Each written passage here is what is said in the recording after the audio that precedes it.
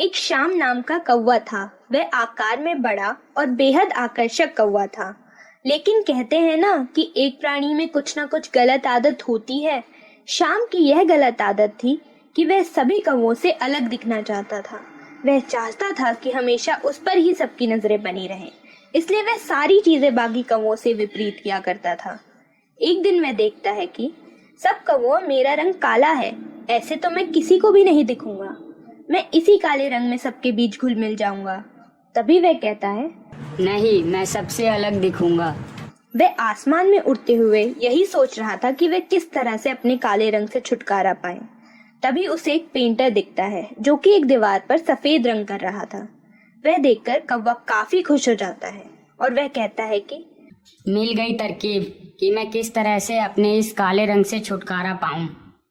वह पेंटर के पास जाता है और कहता है कि भाई, तुम्हारी एक सहायता चाहिए। मैं चाहता हूं कि तुम मुझे सफेद रंग का पेंट कर दो ताकि मैं सब कौवों से अलग दिख सकूं। पेंटर को मालूम था कि शाम गलत राह पर जा रहा है, लेकिन पेंटर ने सोचा कि शाम की सोच को बदलने का कोई और तरीका नहीं है। वह शाम को सफेद रंग का पेंट कर देता है।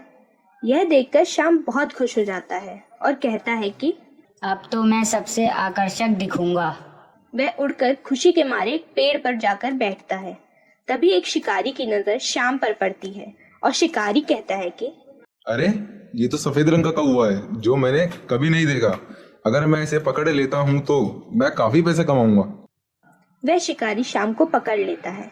तभी अचानक कहीं से एक चूहा आता है और शाम चूहे से मदद मांगता है।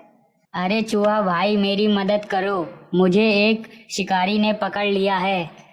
चूहा जाल काट देता है और शाम उड़ जाता है। उसका अलग दिखने का भूत उतर चुका था।